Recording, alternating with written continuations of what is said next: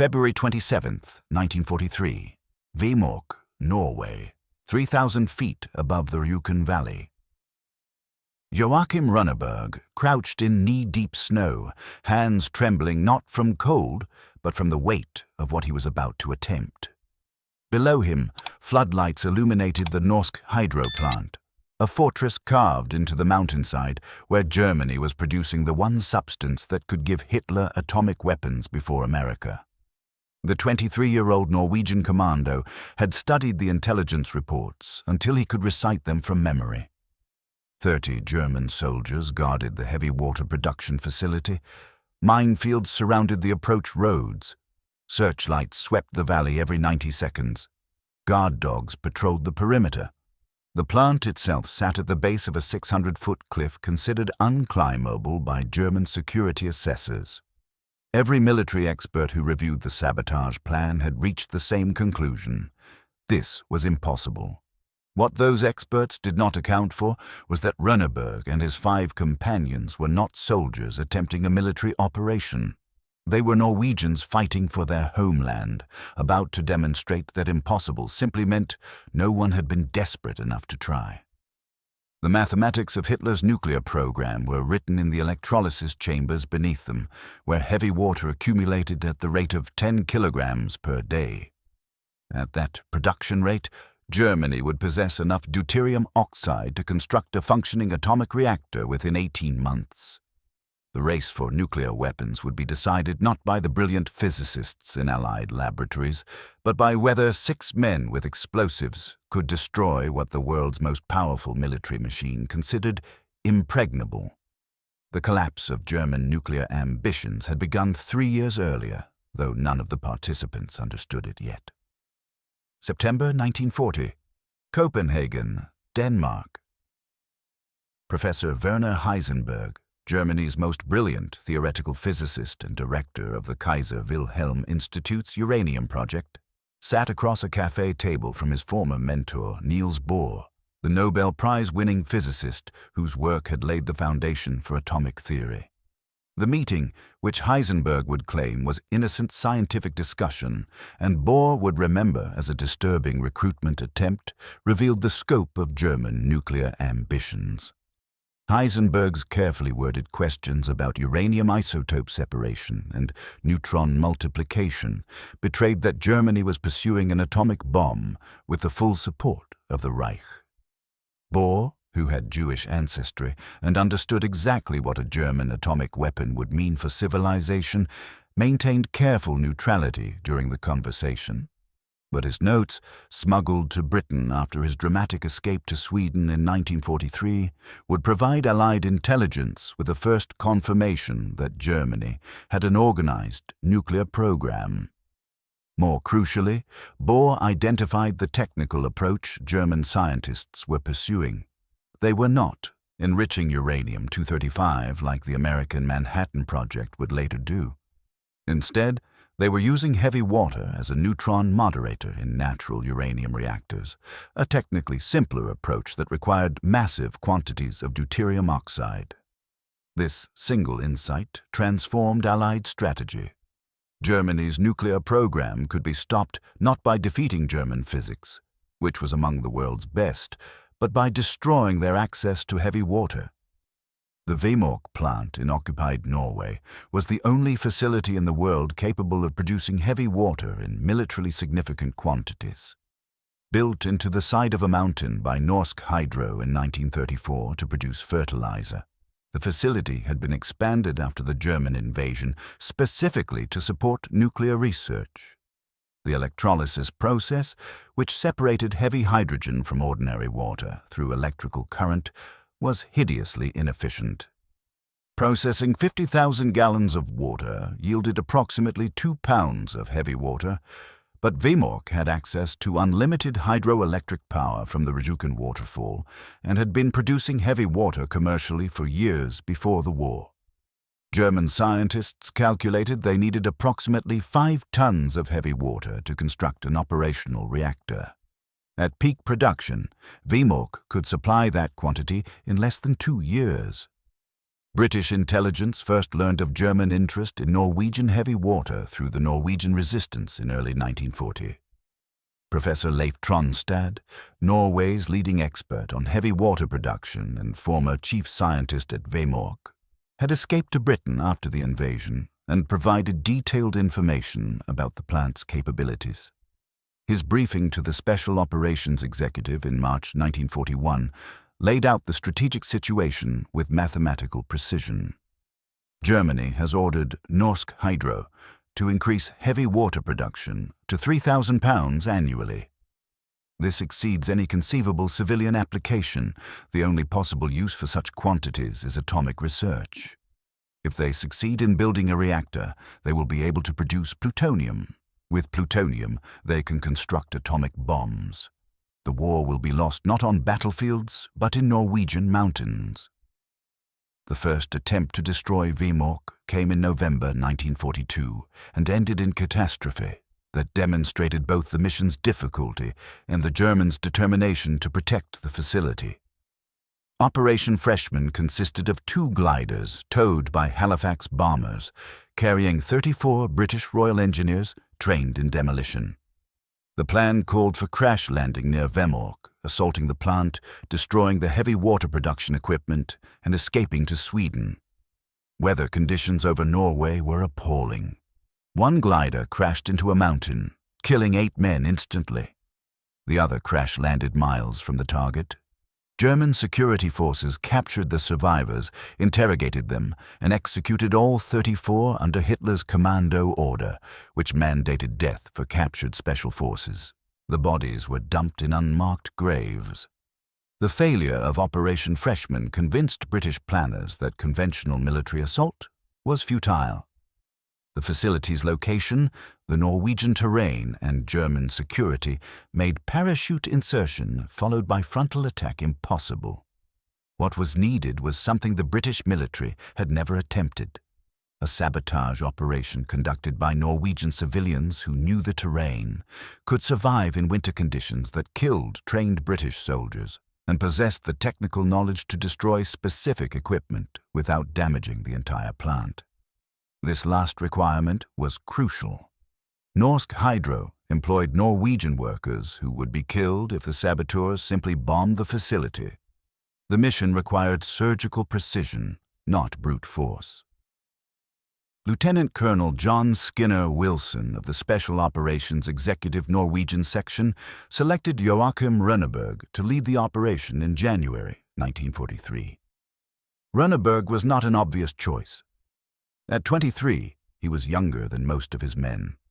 He had no formal military training beyond the SOE course in Scotland. He was not the strongest, the fastest, or the most experienced Norwegian volunteer. But Wilson recognized qualities that mattered more than physical prowess. Rønneberg possessed an almost supernatural calmness under pressure, the ability to make rapid tactical decisions without freezing, and the moral courage to abort a mission if success seemed impossible. This last quality was essential. Britain needed the heavy water destroyed, but not at the cost of Norwegian lives thrown away in futile gestures. The team Rønneberg assembled reflected the desperate creativity required for the mission. Knut Haukelid, 30 years old, had been living in the Norwegian mountains for 2 years as part of the advanced resistance team codenamed Grouse. He knew the terrain around Vemork like his childhood home. Fredrik Kaiser, 27, was a trained electrical engineer who understood the heavy water electrolysis process. Kasper Edlund, 24, had worked briefly at a similar hydroelectric facility and could navigate industrial infrastructure.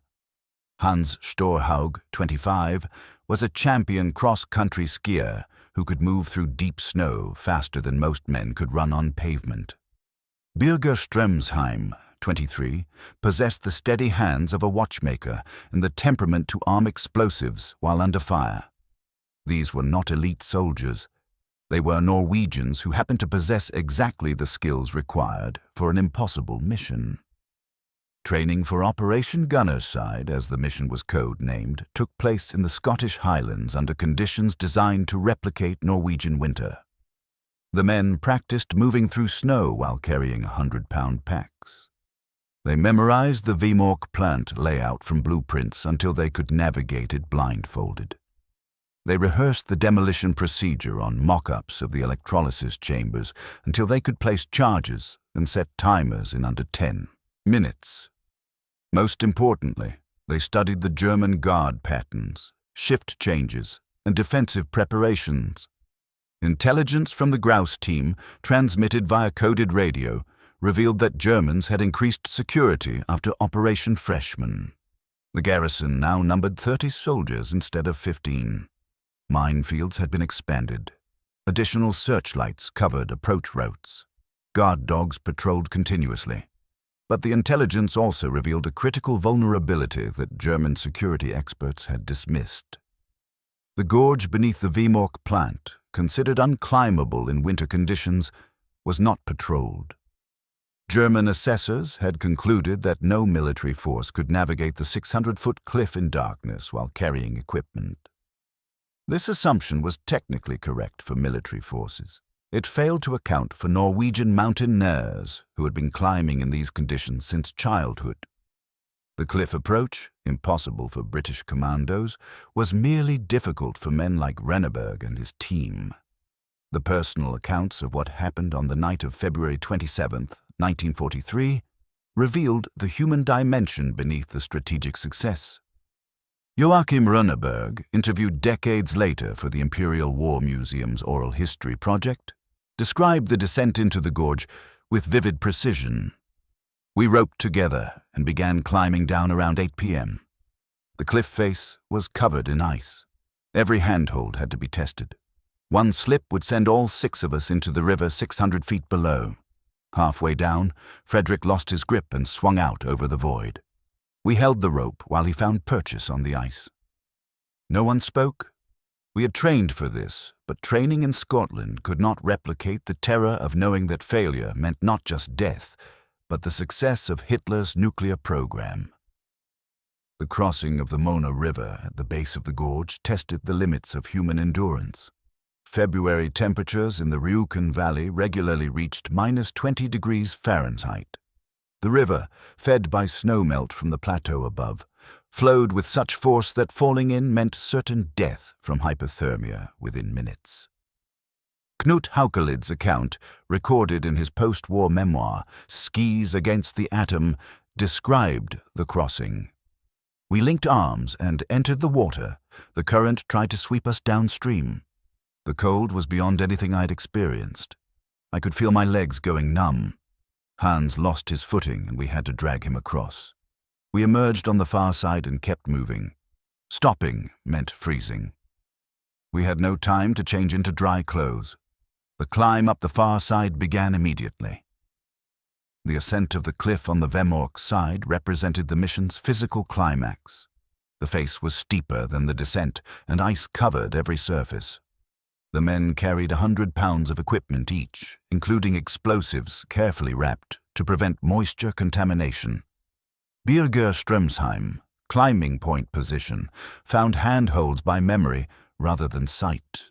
The floodlights illuminating the plant above created just enough glow to see the cliff face, but not enough to identify safe routes. His account, preserved in Norwegian military archives, captured the psychological strain. I climbed for 2 hours, testing each grip, each foothold. Behind me, I could hear my companions breathing hard. We could not speak. German sentries stood 200 feet above us. One shout would bring machine gun fire. I remember thinking this was how we would die, frozen to a cliff face in the darkness, never knowing if our families would learn what happened to us. The team reached the railway track that ran along the top of the gorge at 11:45 p.m. They had been moving for nearly 4 hours and were soaked, exhausted, and beginning to experience the early stages of hypothermia. Standard military doctrine would have called for rest and warming before proceeding. Renneberg understood they had no such luxury. The guards changed shifts at midnight. They had 15 minutes to cover the final 150 yards to the plant entrance, penetrate the facility, place the charges, and escape before the new guards discovered them. He signaled his men forward. The penetration of Vemork's perimeter demonstrated how meticulous planning could overcome superior defensive positions. The intelligence from the grouse team had identified a cable tunnel that ran from the railway track into the plant basement. The tunnel was locked with a simple padlock that German security considered adequate because the entrance was visible from a guard tower 100 yards away. What Germans failed to account for was that Norwegian saboteurs approaching from the gorge side could reach the tunnel entrance by crawling beneath the sight line of the guard tower. Casper Eidland picked the lock in 90 seconds, while the others maintained absolute silence. The team entered the tunnel, closed the door behind them, and found themselves inside the facility they had studied for months. The layout of Vemork's heavy water production cells proved exactly as Professor Tronstad's blueprints indicated. The facility contained 18 electrolysis chambers arranged in 2 rows, each chamber standing 6 feet tall and connected by pipes to the next in sequence. The chambers operated continuously, separating deuterium from ordinary hydrogen through electrical current. German engineers had added security measures since Tronstad's escape, including a steel door with additional guards, but the basic configuration remained unchanged. Frederick Kaiser, the electrical engineer, identified the critical chambers within seconds. "We need to destroy cells 10 through 18, he whispered to Ronneberg. "Those contain the highest concentration of heavy water. Destroying them will set their program back by years." The placing of charges demonstrated the specialized training that made the mission possible. Each saboteur had practiced the procedure hundreds of times on mock-ups in Scotland. They worked in pairs, one man placing plastic explosives while his partner unwound detonation cord. The charges had to be positioned precisely to rupture the chambers without causing explosion that would kill Norwegian workers in adjacent areas. The fuses had to be set long enough to allow escape, but short enough to prevent discovery by guards. Ronneberg supervised while glancing at his watch. 4 minutes had elapsed since entering the plant. The guard shift would change in 11 minutes. If they were still inside when new guards began their rounds, the mission would end in firefight that would likely kill everyone. The moment that defined the operation's success came at 12:03 a.m. as Ronneberg armed the final fuse. A Norwegian night watchman, Johansen, entered the heavy water production room on his rounds. He stopped, stared at the armed saboteurs surrounded by explosives, and faced an impossible choice. He could raise the alarm and save the German facility but doom his countrymen. Or he could stay silent and become complicit in sabotage that would bring terrible German reprisals against Norwegian civilians. Knut Haukelid's account described the encounter. Johansen looked at us, looked at the charges, and understood everything immediately. We expected him to shout for guards. Instead, he asked in Norwegian, "Is it the English?" I told him, "No, we are Norwegians." He nodded and said, "I will finish my rounds slowly." Then he walked out. That man saved the mission. If he had hesitated even seconds, we would have been forced to kill him or be discovered. The escape from Vemork required navigating the cable tunnel back to the railway track, crossing 150 yards of open ground to the cliff edge, and descending into the gorge before the explosives detonated. Ronneberg set the fuses for 30 seconds, knowing this gave them barely enough time but reduced the risk of discovery by guards. The team moved at a running crouch, reaching the tunnel entrance as the first fuse triggered. The explosion, muffled by the plant's concrete construction, sounded like a dull thump rather than a detonation. Strömsheim, last man out of the facility, looked back and saw German guards running toward the heavy water building. Then he was over the cliff edge, rappelling down the face while the alarm sirens began to wail.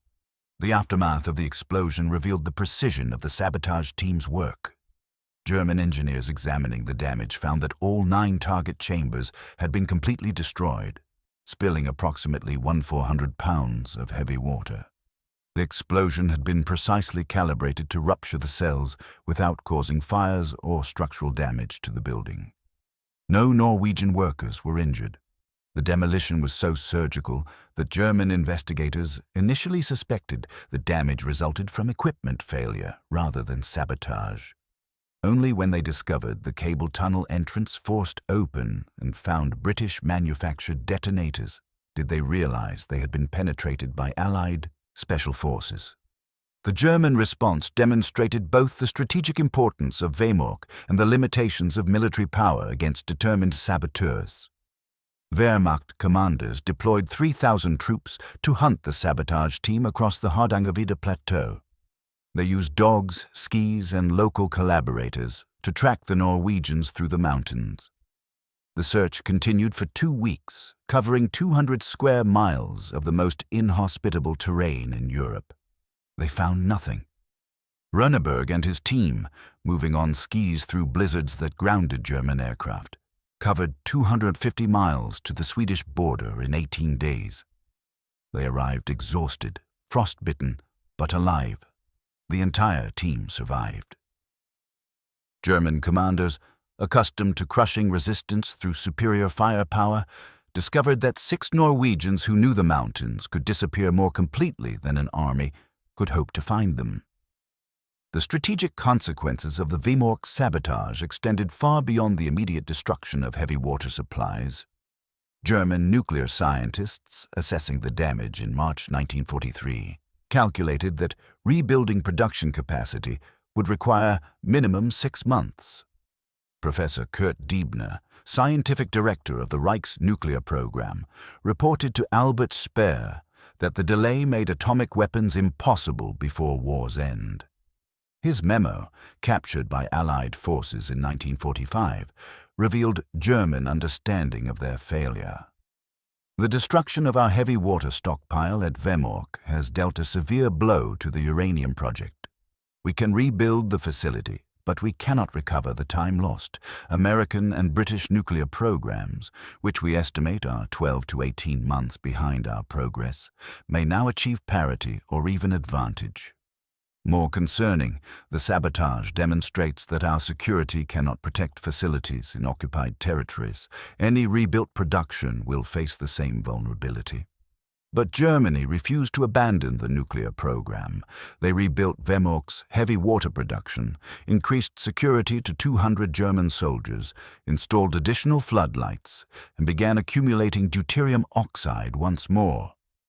By November 1943, they had produced approximately 800 pounds of heavy water and planned to ship the entire stockpile to Germany for reactor experiments. Allied intelligence, monitoring Norwegian resistance reports, learned of the shipment plan through Professor Tronstad in London.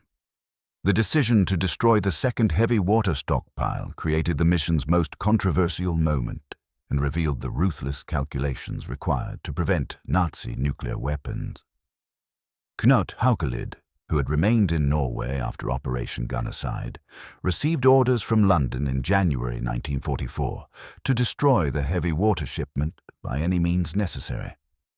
The Germans planned to transport the deuterium oxide by railway to Lake Tinn, then ferry it across the lake aboard the civilian vessel DF Hydro, a passenger and cargo ferry that made regular crossings. Haukelid faced a moral choice that would haunt him for the rest of his life. He could attack the railway shipment, which would bring massive German reprisals against Norwegian civilians, or he could sink the ferry, which would kill innocent Norwegian passengers who had nothing to do with the war. Both options guaranteed civilian deaths. The only question was how many and who. The account Haukelid provided in his debriefing to SOE, preserved in British National Archives, revealed the psychological weight of the decision.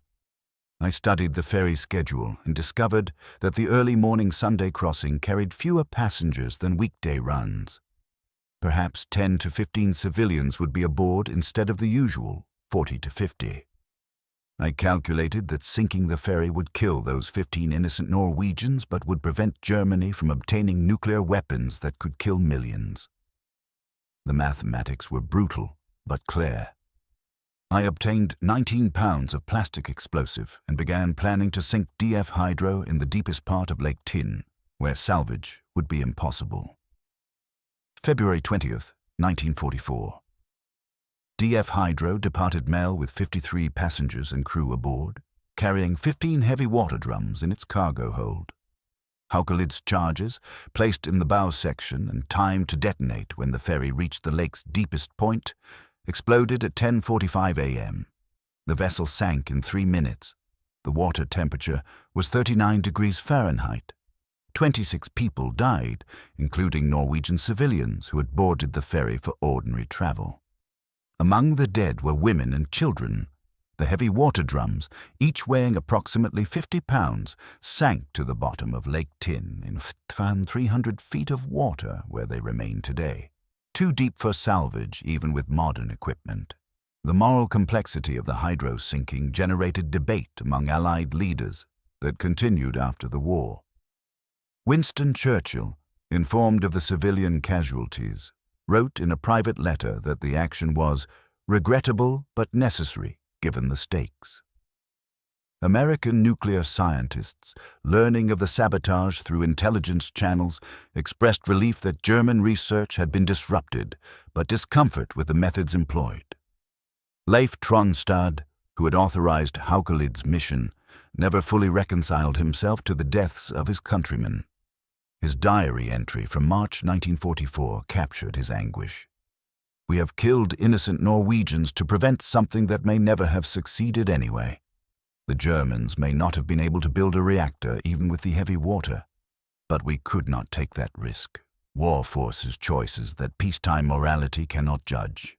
I pray the dead will forgive us." Knut Haukelid, who survived the war and lived until 1994, gave his final interview about the hydro mission in 1993.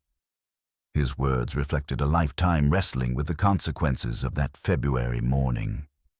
"I dream about those people sometimes, the civilians who boarded the ferry not knowing they would die. They were Norwegians like me, trying to survive German occupation, doing nothing wrong except being in the wrong place. I killed them. I tell myself it was necessary, that nuclear weapons in Hitler's hands would have been infinitely worse.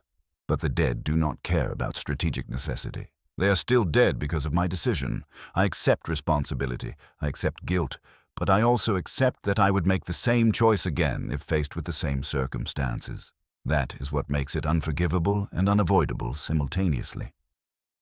The technical assessment of Germany's nuclear program conducted after the war revealed that the Vemork sabotage and hydro sinking had achieved exactly what Allied planners intended. German scientists never obtained sufficient heavy water to construct an operational reactor. Werner Heisenberg and his colleagues, captured by American forces in 1945 and interned at Farm Hall in England, were secretly recorded discussing their failure. The transcripts, declassified in 1992, showed they had been approximately 18 months away from a working reactor in 1943 before the first Vemork raid. The destruction of their heavy water stockpile repeatedly, first by Renneberg's team and then by Haukelid's ferry sinking, prevented them from ever closing that gap.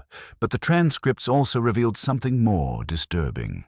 Some German physicists had been deliberately slowing their progress, making technical choices that delayed reactor construction. Heisenberg himself, when informed that America had successfully detonated atomic weapons over Japan, expressed surprise not at American capability, but at American willingness to use such weapons. His private comments to colleagues suggested he had been operating under the assumption that physicists on both sides understood atomic weapons were too terrible to actually build. This moral calculation, if genuine, meant that Heisenberg had been engaged in his own form of sabotage, using his position to prevent rather than advance German nuclear capability. The question of whether he deliberately failed or simply failed remained debated among historians for decades. The contrast between American and German nuclear programs revealed the industrial dimensions that mathematical brilliance alone could not overcome. The Manhattan Project employed 130,000 people at facilities across the United States. Oak Ridge, Tennessee, processed uranium using gaseous diffusion in plants that consumed more electricity than most American cities. Hanford, Washington, produced plutonium in reactors the size of football fields. Los Alamos, New Mexico, assembled the world's greatest concentration of physicists and engineers to design weapons. The entire American effort cost $2 billion, equivalent to approximately $28 billion in modern currency. Germany's program employed perhaps 100 scientists working in scattered laboratories with limited resources and constant interference from competing Nazi bureaucracies. They never had a realistic chance of success, even without sabotage. But Allied planners, unable to verify German progress, could not risk assuming German failure. The recognition that Germany's nuclear program was probably doomed regardless of Norwegian sabotage does not diminish what Runneberg, Haukelit, and their companions accomplished. They demonstrated that strategic targets could be destroyed by small teams of highly motivated specialists when conventional military forces would fail. They proved that occupied populations could resist effectively when supported by Allied intelligence and training. They showed that impossible was a designation that could be overcome by men willing to attempt what experts considered suicidal. These lessons influenced special operations planning for the remainder of the war and established principles that remain relevant in modern asymmetric warfare. The post-war careers of the gunnerside team reflected the different ways men processed extraordinary wartime experiences. Joachim Runneberg refused to discuss the mission publicly for nearly 50 years, working quietly as a radio technician and living in suburban anonymity. He emerged from silence only in the 1990s when Norwegian television producers convinced him that the story deserved telling before all participants died. His interviews revealed a man uncomfortable with hero worship, insistent that luck played as large a role as skill, and haunted by the knowledge that 34 British soldiers had died attempting the same mission he accomplished without losing a single man. When asked if he considered himself brave, he responded, "I was terrified every moment. Bravery is not absence of fear. It is doing what must be done despite fear. We did what was necessary, because no one else could." Knut Haukelid wrote his memoir, Skis Against the Atom, in 1954 and spent the rest of his life defending the decision to sink the Hydro. He became increasingly isolated in Norwegian society as post-war generations questioned whether killing civilians could ever be justified. In his final years, he acknowledged the moral complexity but insisted the alternative would have been worse. People who criticize from peacetime comfort do not understand the choices war forces upon you.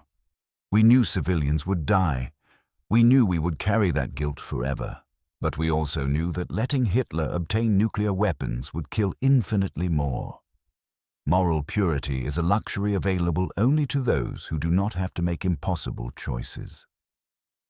The German soldiers who guarded Vemork left their own accounts of the sabotage, revealing the psychological impact of being defeated by an enemy they never saw. Oberleutnant Wilhelm Schulz, security officer at the plant, provided testimony to German military investigators in March 1943. His report, captured by Allied forces in 1945, showed how completely the sabotage violated German assumptions about security. We considered the facility impregnable. The gorge approach was impassable. The perimeter was mined. Guards maintained constant vigilance. Yet somehow, Allied commandos penetrated to the production chambers, destroyed critical equipment, and escaped without our forces firing a single shot. Either our security assessment was fundamentally flawed, or we faced an enemy whose capabilities exceed our understanding. I suspect both are true. The technical legacy of the Vemork raid extended into Cold War nuclear programs in unexpected ways. When Norway developed its own nuclear research program in the 1950s, engineers rebuilt the heavy water production facility at Vemork, using lessons learned from wartime destruction and reconstruction. The plant operated until 1971, producing heavy water for civilian reactors worldwide. Some of the engineers who worked on post-war reconstruction had been present during the 1943 sabotage. They reported that German improvements made after the raid, including reinforced chambers and enhanced monitoring systems, actually improved production efficiency. The saboteurs had inadvertently identified weaknesses in the original design that peacetime engineers exploited to create better equipment. The intelligence network that made the gunnercide mission possible deserves recognition equal to the commandos who executed it. The Grouse team, Einar Skinnerland, Knut Haugland, Klaus Hellberg, and Arne Kjellstrup spent over a year living in mountain cabins, transmitting weather reports and intelligence while evading German patrols. They survived conditions that would have killed most men. Skinnerland remained in Norway throughout the war, operating a radio that transmitted critical intelligence to London while German direction-finding units hunted him constantly. He was never caught. His radio, preserved in Norwegian resistance museums, sent over 1,000 messages between 1942 and 1945, many of them providing targeting data for Allied bombers and intelligence on German military movements. The cost of Norwegian resistance extended far beyond the sabotage teams themselves. German reprisals for the Vemork raid included mass arrests, executions of suspected resistance members, and destruction of villages thought to harbor saboteurs. Norwegian civilians who had no connection to the operation died because German commanders needed to demonstrate consequences for resistance. The town of Rjukan, where many Vemork workers lived, was occupied by additional German troops who treated the entire population as potential saboteurs. Random searches, curfews, and interrogations became daily reality. Yet the Norwegian population maintained support for the resistance despite these consequences, understanding that collaboration with German nuclear ambitions would bring worse horrors. The strategic deception that protected Operation Gunnerside demonstrated Allied understanding that successful sabotage required more than physical destruction. British intelligence deliberately leaked false information, suggesting the commandos had escaped to Sweden by sea rather than by ski across the mountains. German search efforts concentrated along coastal routes while the actual sabotage team moved inland. Additionally, RAF bombers attacked Vemork in November 1943, causing minimal damage, but convincing Germans that Allied strategy relied on air power rather than ground infiltration. This deception caused Germans to invest in anti-aircraft defenses rather than counter-sabotage measures, leaving the facility vulnerable to Haukelid's ferry operation in 1944. The mathematical analysis of Nazi Germany's nuclear program conducted by post-war intelligence officers revealed that even successful completion of a reactor would not have given Hitler atomic weapons by war's end. A functioning heavy water reactor using natural uranium would produce perhaps 20 grams of plutonium monthly. An atomic weapon required approximately 6 kilograms. German scientists would have needed years, not months, to accumulate sufficient plutonium even if their reactor worked perfectly. This timeline meant that Germany would have needed to achieve reactor criticality by 1942 to have any hope of producing weapons by 1945. The Vemork sabotage in 1943 closed a window that was already largely shut. But Allied planners in 1943 could not have known this. They operated on the assumption that German nuclear science, which had pioneered fission research, might achieve breakthroughs that American scientists had not anticipated. The irony of the heavy water program was that American scientists at the Manhattan Project had concluded by 1943 that heavy water reactors were inferior to graphite-moderated reactors for plutonium production. The Americans built massive graphite reactors at Hanford that produced plutonium far more efficiently than any heavy water design could achieve. German scientists, isolated from international research and constrained by limited resources, pursued a technological dead end without realizing superior alternatives existed. Even if the Vemork sabotage had never occurred, German nuclear weapons remained improbable due to this fundamental technical miscalculation. The heavy water program was the wrong solution to the wrong problem, pursued with inadequate resources by scientists who did not realize they were already defeated by physics before saboteurs ever intervened. Yet the mission's success demonstrated that freedom required more than moral superiority over fascism. It required men willing to climb impossible cliffs in darkness, to risk death in freezing rivers, to accept responsibility for killing innocents to prevent worse horrors. Runneberg's team and Haukelid's ruthless decisions embodied the uncomfortable truth that defeating evil sometimes required tactics that peacetime morality would condemn. The civilians who died on the hydro did not sacrifice themselves voluntarily. They were sacrificed by others who calculated that their deaths would save more lives than they cost. This utilitarian calculus violated the fundamental principle that human beings should never be treated as means to ends. But war makes moral purity impossible and demands choices between evils of different magnitudes. The final assessment of whether the Vemork sabotage was necessary or merely dramatic cannot be made with certainty. German nuclear weapons remained theoretical possibilities rather than practical threats throughout the war. But the theoretical possibility justified extraordinary measures because the consequences of miscalculation would have been catastrophic beyond imagination. Runneberg climbed that cliff. Haukelid sank that ferry, and 26 innocent Norwegians died because Allied planners could not risk betting civilization's survival on the assumption that German physics would fail. The saboteurs operated on imperfect intelligence, made decisions with incomplete information, and accepted moral burdens that would haunt them for life. They did what they believed necessary to prevent Hitler from obtaining atomic weapons. History cannot definitively prove they were right, but it cannot prove they were wrong either. In 1993, the Norwegian government recognized Joachim Runneberg with the nation's highest civilian honor.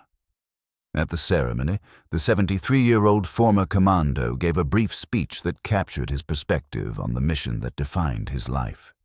What we did at Vemork was not heroic, it was necessary.